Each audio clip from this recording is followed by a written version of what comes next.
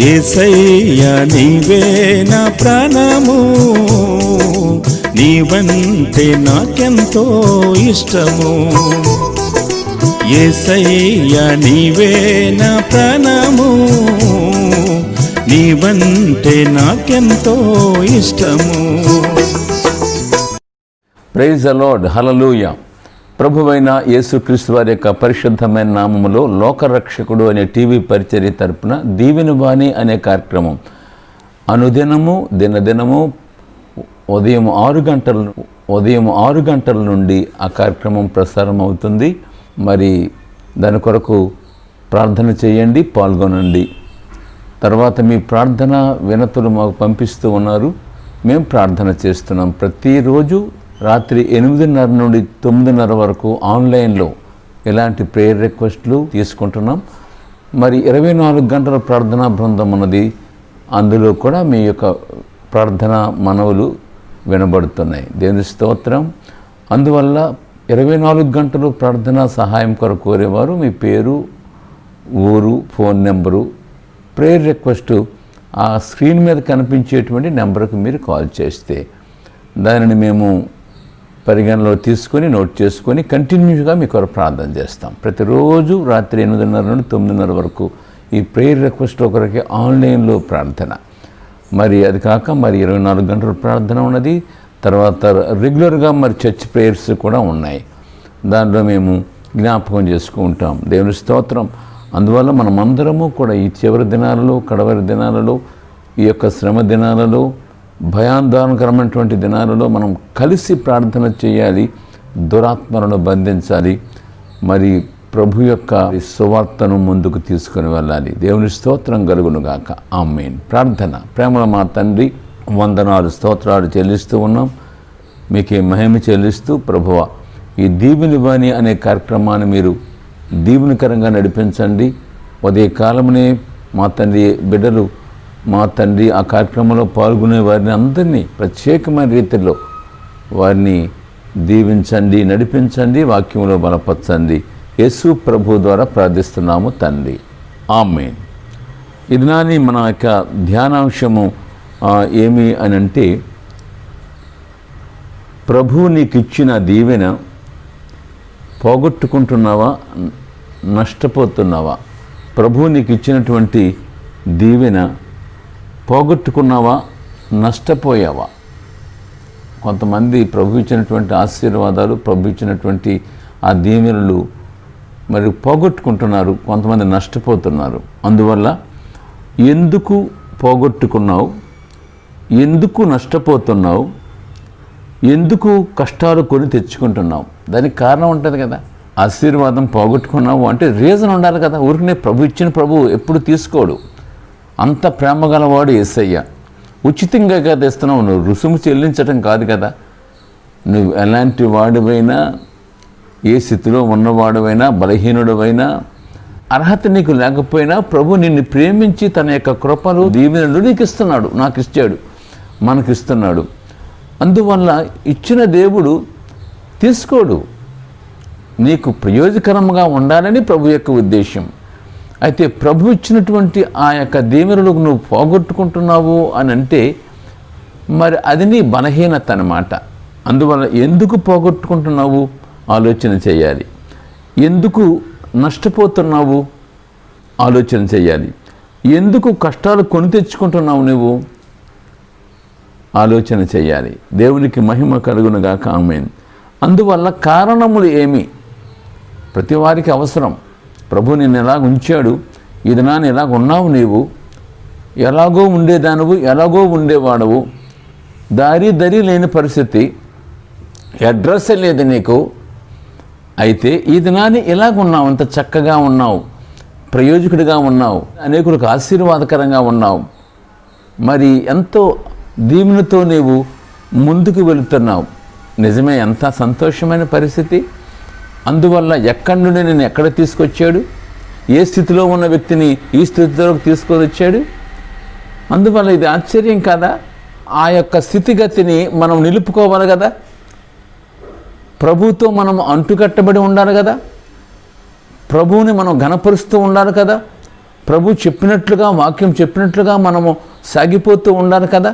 మన సొంత ఆలోచనలు, సొంత పద్ధతుల కుదరదు. వాక్యాన్ని బట్టే మనము మరి ఏ నిర్ణయం మనం తీసుకోవాలి, వాక్యాన్ని బట్టే మనం ముందుకు వెళ్ళాలి. వాక్యాన్ని బట్టే, ప్రభువుని బట్టే మనము విశ్వాసయాత్రలో మనం బలపడుతూ అడుగు వేయాలి. కానీ నీ సొంత ప్రయత్నాలు కుదరదు. నీ సొంతంగా ఏదో అనుకొని దూరం అయిపోయి, బలహీనమైపోయి, ప్రభు నామానికి అవమానంగా జీవించి, మరి కృపల నుండి దూరం అయిపోయి నువ్వు పతనమైపోతే అది ఎవరికి నష్టం? నీకే నష్టం.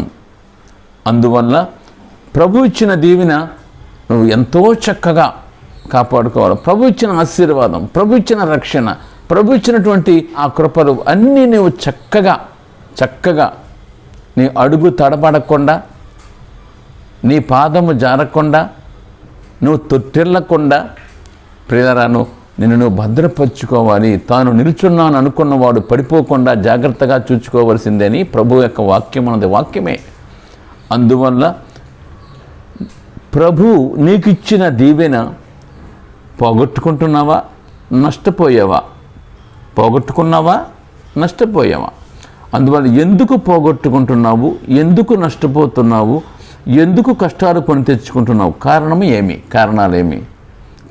కొన్ని కారణాలు ఏమి అని అంటే, ఒక్కొక్కరి జీవితంలో ఒక్కొక్క కారణం కావచ్చు, ఒక్కొక్కరి జీవితంలో 2-3 ఉండొచ్చు, ఒక్కొక్కరి జీవితంలో మరి ఏవో కొన్ని ఉండొచ్చు. కారణం లేకుండా ఏది జరగదు కదా. అందువల్ల కారణాలు ఏమంటే, ఎందుకు పోగొట్టుకుంటున్నావు, నష్టపోతున్నావు అని అంటే అది నీ అవిధేయత కారణం. అంటే నువ్వు దేవునికి అవిధేయుడిగా, వాక్యానికి చెప్పిన మాటకు అవిధేయుడిగా నువ్వు జీవిస్తున్నావు కాబట్టి నీ అవిధేయతను బట్టి నీ ఆశీర్వాదాన్ని నువ్వు పోగొట్టుకుంటున్నావు అన్నమాట. బలహీనుడు అయిపోయావు. 2, నీ జాగ్రత్త లేదు నీకు. అందులో నీ జాగ్రత్త లేక విచ్చలవిడిగా తిరుగుతున్నావు. ఎంత భయంగా ఉండాలి, తమ రక్షణను భయముతో కొనసాగించాలి అని అన్నది. అందువల్ల మనము అడుగు ఎలాగ వేయాలి, మాట ఎలా మాట్లాడాలి, మన ప్రవర్తన ఎలాగ ఉండాలి, మన చూపు ఎలాగ ఉండాలి, మన జీవితం ఎలాగ ఉండాలి, మన కుటుంబం ఎలాగ ఉండాలి, మన బిడ్డలు ఎలాగ ఉండాలి, జాగ్రత్త. వాక్యాన్ని ఎలా నేర్చుకోవాలి, ప్రార్థనతో నా కుటుంబాన్ని ఎలా కట్టుకోవాలి, జాగ్రత్త. అందువల్ల ప్రభు నన్ను దీవించేశాడని నేను విచ్చలవిడిగా జీవించామనుకో, జాగ్రత్త లేకుండా, భద్రత లేకుండా, అంతే పడిపోతావు, చెడిపోతావు, తప్పిపోతావు, నష్టపోతావు. ప్రభు మాట్లాడుతున్నాడు. అందువల్ల మనం గమనించాలి బిడ్డలారా. అందువల్ల ఎందుకు ప్రభు ఇచ్చినటువంటి దీవెన లేదంటే ఆశీర్వాదాన్ని నువ్వు పోగొట్టుకుంటున్నావు, లేకపోతే నష్టపోతున్నావు అంటే 3, నీ నిర్లక్ష్యం.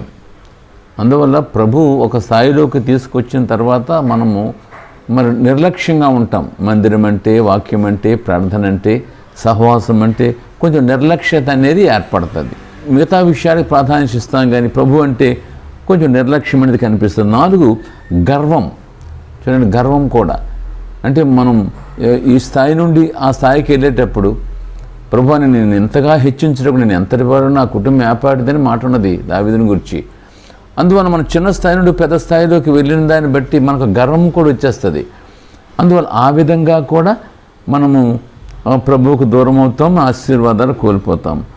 5, ధనాపేక్ష. కొంతమంది ప్రభు ఒక స్థాయిలో పెట్టినా సరే ఇంకా ఏదో గడించేద్దామని, ఇంకా అక్రమ విధానంలో వెళ్దామని, ప్రభువుని ఎరిగిన వాడైనా సరే ఒక మంచి పోస్ట్లో ఉన్నాడు అనుకో, అక్కడ అతనికి కొంచెం ఫైనాన్సెస్ అడ్డుదారిని వస్తున్నాయి అనుకోండి, అది కూడా తీసుకోవడానికి ప్రయత్నం చేయాలి, అంటే లంచం అన్నమాట. ఆ విధంగా కూడా అందువల్ల ప్రభుకి మనము ఆయాసం కలిగించకూడదు. అందువల్ల ఏది ఏమైనా మనము ప్రభువునకు ప్రత్యేకమైన జనాంగంగా ఉండాలి. ఆయన నామానికి అవమానం రాకూడదు, వాక్యానికి మనము విరుద్ధంగా ఉండకూడదు. అందువల్ల ధనాపేక్షను బట్టి ప్రభువు ఇచ్చినటువంటి దీవెనలు కోల్పోతాం. 6, నీ అజ్ఞానం. జ్ఞానం ఉండదన్నమాట. ఏది చెయ్యాలి, వాక్యానుసారంగా ఎలాగ ఉండాలి, ప్రభు కొరకు ఎలాగ ఉండాలి, ఏం చేస్తే నేను నష్టపోతాను, ఆధ్యాత్మికంగా బలహీనమైపోతాను, మరి ప్రభువుకి నేను ఆయాసాన్ని కలిగిస్తాను, ఆ జ్ఞానం ఉండాలి. జ్ఞానం ఉండాలంటే ప్రభు ఎంతటి వాడు, ఎంత గొప్పవాడు, ఎంత మహిమ కలవాడు, అందువల్ల నాకు ఏ లోటు లేకుండా నన్ను చూచే దేవుడు, నన్ను నడిపించే దేవుడు, ఇదిగో నన్ను ఉన్నత శిఖరాలకు ఎక్కించే దేవుడు, నన్ను నా కుటుంబాన్ని. అందువల్ల ఏంటంటే మరి ప్రభువు నాకు ఏ విధంగా కూడా నేను ఆయాసం కలిగించకూడదు, పొరపాటున అలా చేసినా సరే నేను నష్టపోతాను అనేటువంటి అవగాహన, జ్ఞానం, దేవుని గురించిన జ్ఞానం కొంతమందికి లేదు అనే వాక్యం దైవ గ్రంథంలో ఉంది. అందువల్ల జ్ఞానహీనతను బట్టి, జ్ఞానం లేక కూడా కొంతమంది ప్రభు ఇచ్చేటువంటి ఆ దేవుని పోగొట్టుకుంటారు. 7వ విషయం ఏమంటే, ఈ లోకము నీలోనికి వచ్చిన దాన్ని బట్టి, అందువల్ల మనం ప్రభువులో ఉన్నాం కానీ లోకంలో లేవు. లోకములో ఉంటే లోకం మనలోకి రాకూడదు. అందువల్ల లోకమునైనను దానిలో ఉన్నవాటినైనను ప్రేమింపకుడి అని ఉన్నది. ఎందుకు? లోకము దాని ఆశయు గతించును. అందువల్ల లోకాన్ని ప్రేమించవద్దు. లోకాన్ని చూచావా, లోకాన్ని ప్రేమించావా, మనం ఆధ్యాత్మికంగా బలహీనమైపోతాం, దేవునికి దూరం అయిపోతాం. అందువల్ల ఈ 7 అనుభవాలు మనము జ్ఞాపకం చేసుకుంటున్నాం.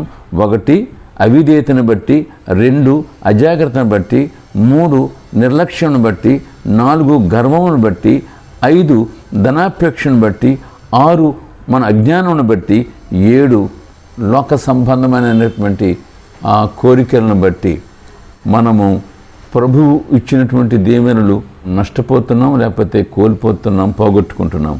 దేవుని స్తోత్రం కలుగును గాక.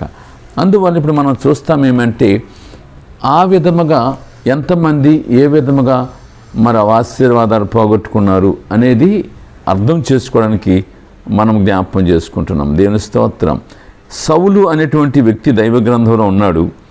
అతడు తన సింహాసనాన్ని కోల్పోయాడు. కారణం ఏమంటే, ప్రభు చెప్పింది చేయక తన సొంత ఉద్దేశాన్ని జరిగించి ప్రభు మాటను వినక, అంతే, సింహాసనమే పోయింది. ఎంత భయంకరం! సింహాసనం మీద కూర్చోవడం అంటే మాటలు కాదు కదా. 2 సంసోను దేవుని ఆత్మగలవాడు, దేవుని చేత నాజీరు చేయబడినవాడు. కానీ అతని జీవితంలో మరి క్రమము అనేది లేక శరీర బలహీనుడైపోయి దేవుడిచ్చిన తన అటువంటి ఆ బలమును, లేదంటే ఆ దైవశక్తిని, దేవుని ఆత్మను అతను పోగొట్టుకున్నాడు.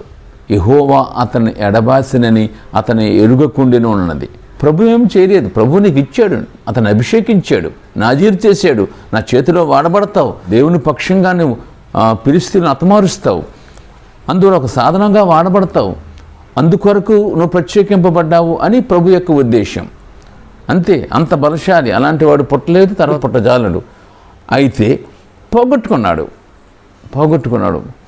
కేవలము అతడు తన బలహీనత చేత పోగొట్టుకున్నాడు. గమనించండి ప్రియమైన బిడ్డలారా. అలాగే గెహజీ ఎలీషా దగ్గర శిష్యత్వంలో ఉన్నవాడు, కానీ ఏదో బహుమానాలు ఆశించాడు. ప్రియమైన బిడ్డలారా, అతడు తన యొక్క శిష్యత్వాన్ని పోగొట్టుకున్నాడు. ఎలీషాకి అతను దూరం కావాల్సి వచ్చింది, శపింపబడ్డాడు. గమనించండి, కొంతమంది ఇలాంటి వారు దైవ గ్రంథంలో ఉన్నారు. అంటే మనకు ఒక ఐడియా కొరకు చెప్తున్నాను. ఏశావు తన జ్యేష్ఠత్వాన్ని పోగొట్టుకున్నాడు. అది ఒక ఆశీర్వాదం. పెద్ద కుమారుడికి జ్యేష్ఠత్వం హక్కు అనేది ఒక ఆశీర్వాదం. ఎందుకు అని అంటే, దేవుని యొద్ద వచ్చేటువంటి దీవెనల్లో, లేకపోతే తండ్రి దగ్గర నుండి వచ్చేటువంటి ఆశీర్వాదాలు అతనికి మరి ఒక ప్రత్యేకం. తండ్రి ఆశీర్వాదం అతనికి ఉంటుంది. జ్యేష్ఠత్వం చాలా విలువైంది. అందువల్ల ప్రథముడకు ఆ ప్రత్యేకత ఉంది. ప్రథమ ఫలం అంటాం చూసారా, అలాగనమాట. జ్యేష్ఠుడికి ఒక ప్రత్యేకమైన ఆశీర్వాదం ఉంది. నాకెందుకు అన్నాడు, నాకు ఎక్కర్లేదయ్యా, నాకు భోజనం ముందు పెట్టు, రుచిగా కూరండేవు, ఆకలి అయిపోతుంది అని తన సహోదరుడు యాకోబుతో మాట్లాడాడు. యాకోబు కూడా యుక్తిగానే అది జ్యేష్ఠత్వాన్ని తీసుకోవడానికి ప్రయత్నం చేశాడు. అందువల్ల అమూల్యమైన మరి అతనికి సహజంగా సంక్రమించిన ఆ జ్యేష్ఠత్వాన్ని అతడు పోగొట్టుకున్నాడు ఏశావు. చూడండి, ఆకాను అనేటువంటి వారి యొక్క వ్యక్తి దైవ గ్రంథంలో మనకు కనిపిస్తారు. రిఫరెన్స్ అవి మనం తర్వాత ధ్యానం చేసినప్పుడు చేయొచ్చు. అయితే అతడు బంగారమును, వెండిని మరి ఇలాంటివి ఆశించి, దేవుడు అవి ముట్టకూడదని చెప్తే అతడు వాటిని ఆశించి చివరికి మరి ప్రాణమే పోగొట్టుకున్నాడు అని మనము వాక్యంలో మనం చూస్తున్నాం. కొంతమంది ఇలాంటిగా నష్టపోయిన వారు మనం చూస్తున్నాం. అందరు పోగొట్టుకున్నారు. చూడండి, మరి చిన్న కుమారుడైతే తండ్రి యొక్క సహవాసాన్ని పోగొట్టుకున్నాడు. చూడండి, లోకం చూడాలని, తర్వాత ఏమో మరి లోక స్నేహితులతో ఎంజాయ్ చేయాలని, తన ఆస్తిని తండ్రి దగ్గర నుండి తీసుకొని దుర్వ్యాపారం చేసినాడు. అందువలనంటే తండ్రి యొక్క సహవాసాన్ని పోగొట్టుకొని ఎంతో బాధపడిపోయినట్లుగా అతడు ఆ కలిగిన నష్టాన్ని బట్టి కష్టాన్ని బట్టి పరివర్తన చేసి తిరిగి వచ్చినట్లుగా మరి వాక్యంలో మనం చూస్తాం. దేవుని స్తోత్రం కలుగును గాక. అందువల్ల చాలామంది మరి వారి జీవితంలో మరి ప్రభువు దగ్గర నుండి కోల్పోయిన వారు ఉన్నారు, త్యాగము చేసి వదులుకున్న వారు కూడా ఉన్నారు. మోషే అతడు సింహాసనం మీద కూర్చోవాలి, మరి ఆ ఫరో యొక్క కుమార్తె యొక్క కుమారుడు అనిపించుకున్నాడు, కానీ చివరికి వాడిని కావాలని అవన్నీ వదులుకున్నాడు. త్యాగం చూడండి. అందువల్ల త్యాగధనులు కూడా ఉన్నారు. ఆ విధంగా వారు త్యాగము చేసి ప్రభువు కొరకు మరి వారు నష్టపోయిన వారు ఉంటారు, అది వేరు. అయితే ఇప్పుడు ఇందాక మనం అనుకునేవన్నీ కూడా మరి వారు అవిధేయత. ఇస్కరియోతు యోధా ఉన్నాడు, ఆ అపోస్తలుల లెక్కలో ఉన్నాడు, ఆ కేడర్లో ఉన్నాడు, కానీ అతడు పోగొట్టుకున్నాడు. 30 వెండి నాణ్యములకు ఆశించి ధనాపేక్ష అని అనుకోవచ్చు, పోగొట్టుకున్నాడు. అందువల్ల మరి ఇలాంటి కొంతమంది వ్యక్తుల యొక్క చరిత్రను బట్టి కొన్ని సత్యాలు మనం నేర్చుకోవచ్చు. ఈ సమయమందు సౌలును గూర్చి తన జీవితంలో మరి ఎలాంటి అనుభవాన్ని ఎలాగ నష్టపోయాడు 1-2 మాటలు చూసి మనము ముగించుకుంటాం. దేవుని స్తోత్రం కలుగును గాక. అందువల్ల సౌలు వాస్తవానికి చాలా మంచివాడే. మొదట అందులో దేవుని వలన ప్రత్యేకంగా దేవుని పొందినవాడే. అతడే మరి ఇశ్రాయేలు జనాంగానికి యూదులకు మొదటి రాజు. అతని తండ్రి పేరు కీషు, మరి బెన్యామీను గోత్రీకుడు, మంచి యవనస్తుడు, ఎత్తుగా ఉన్నవాడు, మిక్కిలి సౌందర్యవంతమైనటువంటి వాడు, మంచిగా ఉండేవాడు, మంచి బలశాలి. అయితే అతడు తండ్రికి విధేయుడిగా ఉండేటువంటి వ్యక్తి. తండ్రి ఏం చెప్తే అది చేసేవాడు. తండ్రి యొక్క గార్ధభావాలు తప్పిపోతే బాబా వేది ఎత్తుకురానంటే నేను వెళ్ళను అని చెప్పలేదు, నాకేంటి అలాంటి పనులు చెప్తున్నామని అని అనలేదు. విధేయుడైనాడు, చెప్పింది చేసినాడు. వాటిని మరి తిరిగి సంపాదించడానికి, పోయిన వాటిని పట్టుకోవడానికి అతను ప్రయాసపడినట్లుగా మనం చూస్తున్నాం. అంటే మంచి గుణాలు అతనిలో ఉన్నాయి అని మనకు అర్థమవుతుంది. ఇశ్రాయేలు రాజు కావాలి అని అనేటప్పుడు మరి దేవుడు ఏం చెప్పాడంటే మరి ఈ సౌలుని సమూయేలుకు చూపించినాడు. అయితే మరి అతని తగ్గింపు కూడా ఇక్కడ మనకు కనిపిస్తుంది. 1 సమూయేలు 9:21 మనం చూసినప్పుడు, అందుకు సౌలు, నేను బెన్యామీయుడను కాన, నా గోత్రము ఇశ్రాయేలు గోత్రములో స్వల్పమైనది కాదా. చూడండి, ప్రభువు అతన్ని రాజుగా అభిషేకించాలి అని సమూయేలు ద్వారా బయలుపరచబడినప్పుడు అతను తగ్గించుకుని ఎలాంటి మాట మాట్లాడుతున్నాడో చూడండి. నేను బెన్యామీయుడను కాన, నా గోత్రము ఇశ్రాయేలు గోత్రములలో స్వల్పమైనది కాదా. నా ఇంటివారు బెన్యామీను గోత్రపు ఇంటివారు అందరిలో అల్పులు కారా. నాతో ఎలాగున ఎందుకు పలుకుచున్నావు అని అన్నాడు. అంటే నేను నాయన రాజునేటండి బాబు, మాది గోత్రం ఏంటి, మా ఇంటి వారిలో మా కుటుంబీకుల్లో మాది చాలా అల్పమైంది, మా గోత్రంలో దానికి అర్హత లేదు అని అతను తగ్గించుకుంటున్నట్లుగా అతని జీవితంలో మనకు అర్థమవుతుంది. అంటే సౌలు మొదటగా అలాగా ఉండేటువంటి వాడు. అయితే మరి సౌలుని రాజు మరి సమూయేలు ద్వారా ప్రభు అభిషేకించి అతను రాజుగా చేశాడు. అందువల్ల రాజుగా చేసి మరి సింహాసనము అతని చేతికి ఇచ్చాడు. సింహాసనాన్ని అతని చేతికి ఇచ్చినప్పుడు ఒక సంఘటన జరిగింది. ఎప్పుడు సౌలు దేవుని దృష్టికి దూరమయ్యాడు అంటే మరి అమాలేకులతో యుద్ధం చేసినప్పుడు మరి వారందరినీ నాశనం చేయమన్నాడు, అక్కడ ఏది తీసుకోవద్దన్నాడు. ఆ మాట చెప్పినప్పుడు అతను చెప్పింది చెయ్యలేదు అని ఇక్కడ దైవ గ్రంథంలో ఒక మాట ఉన్నది. 1 సమూయేలు 15:2-3 ఒక మాట చదువుతాను. సౌలుని ఎంతగానో దేవుడు దీవించి ఒక రాజుగా చేసి అతన్ని మరి వాడుకుంటున్నప్పుడు నువ్వు ఎలా ఉండాలయ్యా, మరి అలా చెయ్యాలి అన్నప్పుడు ఆ చెప్పింది చేయలేదు అని ఉన్నది. చూడండి, ఒకానొక దినమున సమూయేలు సౌలుని పిలిచి, యెహోవా ఇశ్రాయేలులకు తన జనము మీద నేను రాజుగా అభిషేకించుటకై నన్ను పంపెను. యెహోవా మాట వినుము. సైన్యములకు అధిపతి యెహోవా సెలవిచ్చినదేమనగా, అమాలేకీయులు ఇశ్రాయేలులకు చేసినది నాకు జ్ఞాపకమే. వారు ఐగుప్తులో నుండి రాగానే అమాలేకీయులు వారికి విరోధులై మార్గమందు వారి మీదికి వచ్చిరి గదా, కాబట్టి నీవు పోయి కనికరింపక అమాలేకీయులను హతము చేయుచు పురుషులనేమి, స్త్రీలనేమి, బాలులనేమి, పసిపిల్లలనేమి, ఎద్దులనేమి, గొర్రెలనేమి, ఒంటెలనేమి, గార్ధభవములనేమి అన్నిటినీ హతము చేసి వారికి కలిగినదంతయు బొత్తిగా పాడు చేసి అమాలేకులను నిర్మూలము చేయుము అని చెప్పాను. అది దేవుడు చెప్పింది. అలాగూ చెయ్యలేదు అని ఇక్కడ మాట ఉన్నది. చూడండి 1 సమూయేలు 15:10-11. అంటే ప్రభు చెప్పింది చేయక అతడు దేవుని యొక్క ఆశీర్వాదాన్ని కోల్పోయాడు. చూడండి 10:11. అప్పుడు యెహోవా వాక్కు సమూయేలుకు ప్రత్యక్షమై ఎలాగూ సెలవిచ్చాను, సౌలు నన్ను అనుసరింపక వెనుకు తీసి నా ఆజ్ఞలను గైకొనకపోయాను గనుక, చూసారా, నా ఆజ్ఞను గైకొనపోయాను గనుక అతన్ని రాజుగా నిర్ణయించినందుకు నేను పశ్చాత్తాపడుచున్నాను. అతను రాజుగా చేసినందుకు నేను పశ్చాత్తాపడుతున్నాను ప్రభు అక్కడ సెలవిచ్చినట్లుగా మనం చూస్తున్నాం. ఇప్పుడు 15వ అధ్యాయంలో 22వ మాటలో ఒక మాట ఉంది. అందుకు సమూయేలు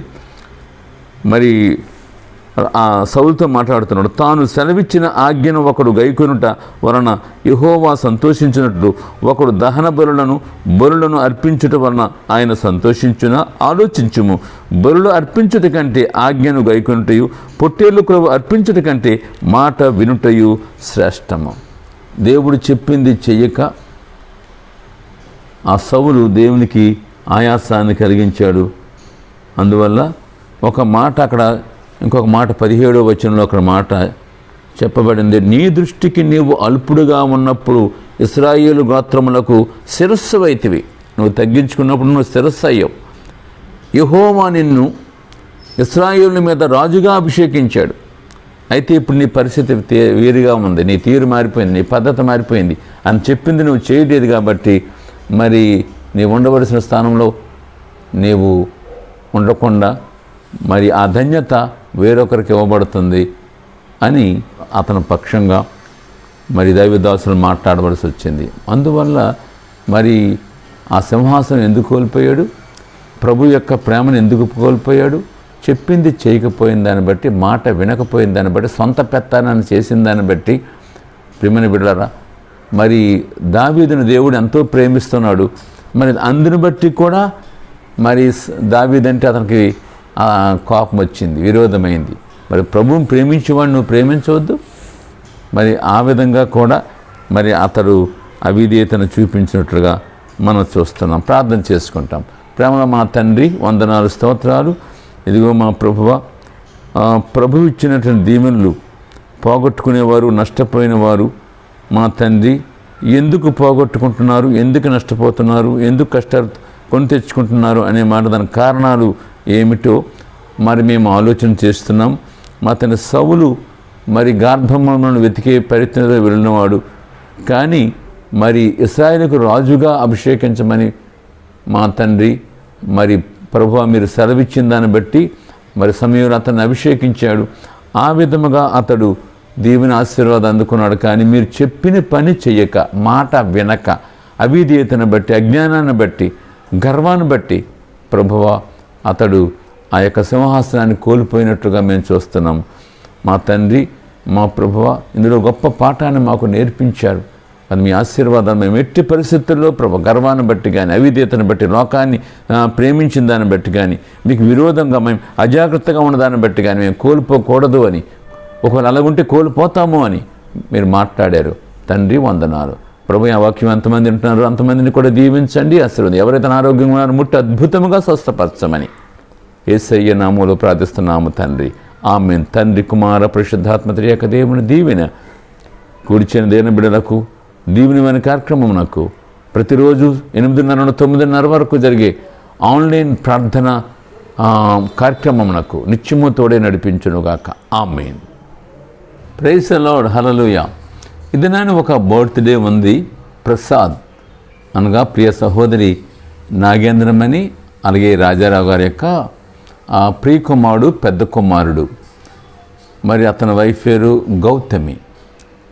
అయితే ప్రసాద్కు బర్త్డే, నూతన సంవత్సరమైన దయాకిరీటాన్ని ప్రభు ఇచ్చారు. అందును బట్టి మనము ప్రార్థనతో ప్రభుని స్తుతించి అతనికి ఆశీర్వాదాలు ప్రకటిద్దాం. ప్రేమల మా తండ్రి, వందనాలు, స్తోత్రాలు.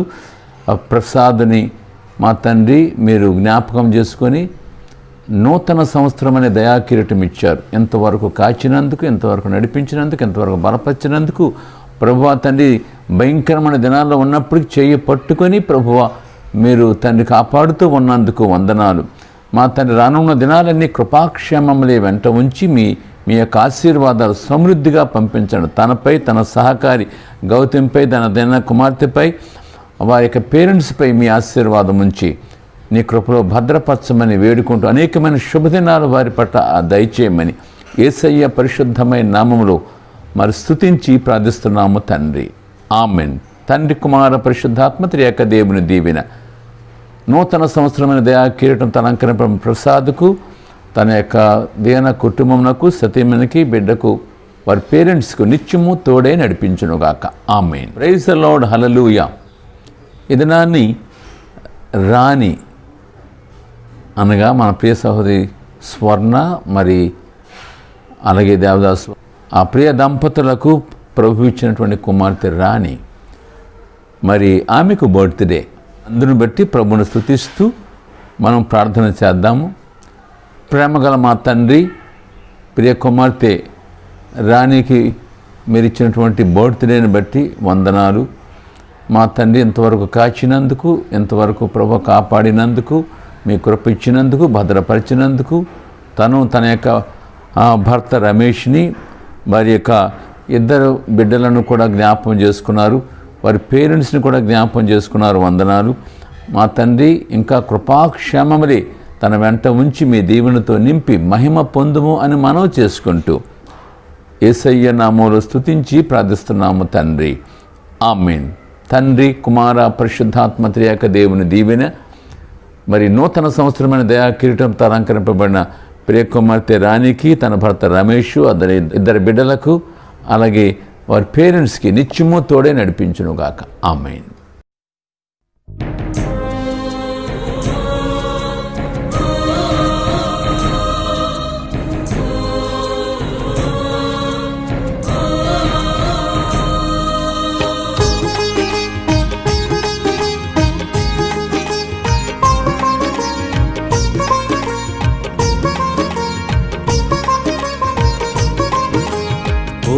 ధ్వని మ్రోగును, ప్రజలందరూ విందురు, యేసురాజు వచ్చే రోజు సమీపమాయేను. ధ్వని మ్రోగును, ప్రజలందరూ విందురు, యేసురాజు వచ్చే రోజు సమీపమాయేను. ధ్వని మ్రోగును.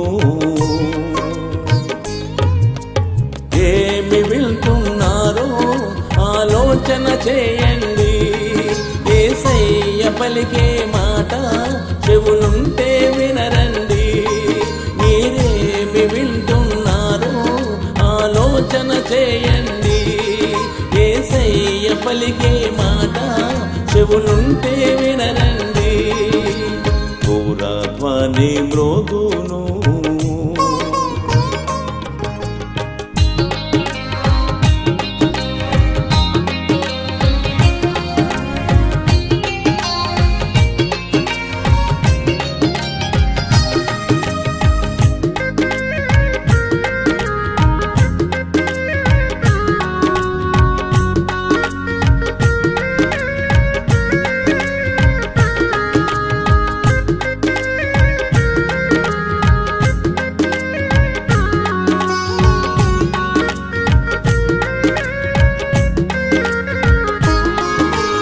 ఆకాశములు మహాధ్వనితో గతించిపోవును.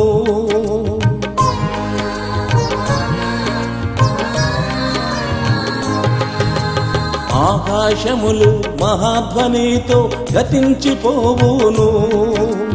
పంచభూతములు కాల్చబడి మరి కరిగి పాడగును. పంచభూతములు కాల్చబడి మరి కరిగి పాడగును. ఇక భూమియులయమగును. ఏమి వింటున్నారో ఆలోచన చేయండి.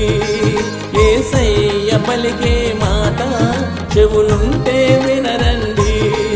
మీరేమి వింటున్నారు ఆలోచన చేయండి. యేసయ్య పలికే మాట చెవులుంటే వినరండి.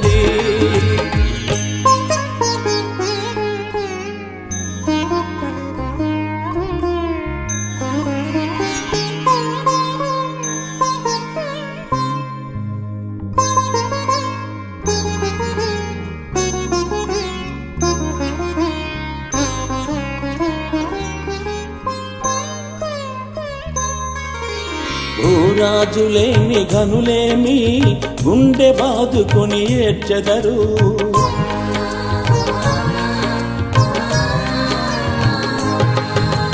భూరాజులేమి ఘనులేమి గుండె బాదుకొని ఏడ్చెదరు. కొండ గుహలలో దాగుకొని ఉండలేక పరుగెత్తెదరు. కొండ గుహలలో దాగుకొని ఉండలేక పరుగెత్తెదరు. గుండె పగిలి పడి చచ్చెదరు. ఏమి వింటున్నారో ఆలోచన చేయండి. యేసయ్య పలికే మాట చెవులుంటే వినరండి.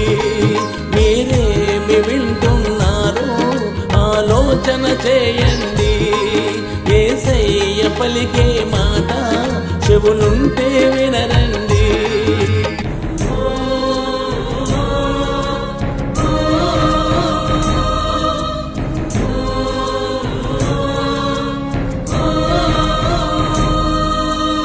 ఆర్భాటముతో ఘోరాధ్వనితో ప్రభు దిగి వచ్చును.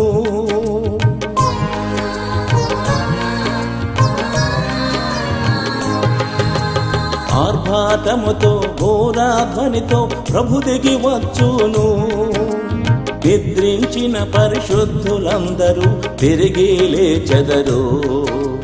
నిద్రించిన పరిశుద్ధులందరూ తిరిగి లేచెదరు. యేసయ్యతో వెళ్ళెదరు. ఏమి వింటున్నారో ఆలోచన చేయండి. యేసయ్య పలికే మాట చెవులుంటే వినరండి. మీరేమి వింటున్నారో ఆలోచన చేయండి. యేసయ్య పలికే మాట చెవులుంటే వినరండి. ఘోరాధ్వని మ్రోగును ప్రజలందరూ విందురు. యేసురాజు వచ్చే రోజు సమీపమాయేను. ఘోరాధ్వని మ్రోగును ప్రజలందరూ విందురు. యేసురాజు వచ్చే రోజు సమీపమాయేను. ఘోరాధ్వని మ్రోగును. ఏమి వింటున్నారో ఆలోచన చేయండి. యేసయ్య పలికే మాట చెవులుంటే వినరండి. మీరేమి వింటున్నారో ఆలోచన చేయండి. యేసయ్య పలికే మాట చెవులుంటే వినరండి. ఘోరాధ్వని మ్రోగును. యేసయ్యా నీవే నా ప్రాణము, నీవంటే నాకెంతో ఇష్టము. యేసయ్యా నీవే నా ప్రాణము, నీవంటే నాకెంతో ఇష్టము.